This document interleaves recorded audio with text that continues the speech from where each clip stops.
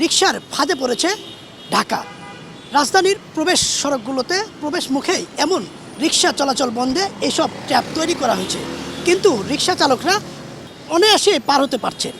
আবার দেখা যায় এই ট্র্যাপারের কারণে অনেকেই আসছেন না এই রাস্তায়। আসলে কতটা কাজে লেগেছে এই ফাঁদ আমরা এবার জানব। ঢাকার সড়কে রিকশা চলাচল নিয়ন্ত্রণে নতুন উদ্যোগ নিয়েছে ঢাকা মহানগর পুলিশ।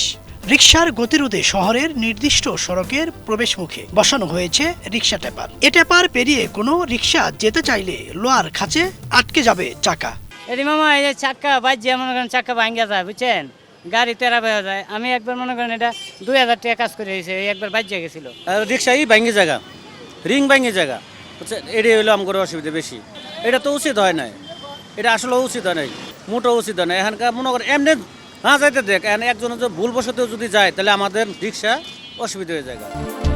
রাজধানীর বেইলি রোড ও রমনা থানার সামনের সড়কের দুপাশে রিকশা ট্যাপার বসানো হয়েছে।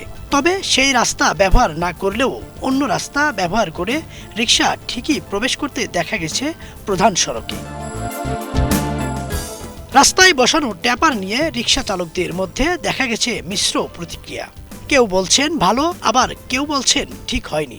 না, এদিক দিয়ে গেলে তো আমাদের সমস্যা হইতেছে, গাড়ি ঘোড়া চললে সমস্যা, দুর্ঘটনা ঘটতে পারে, রং সাইডে যাওয়া যাবে না, আমাদের গাড়িটা পাংচার হতে পারে, লিক হবে, এবং যে কোনো একটা দুর্ঘটনা ঘটতে পারে।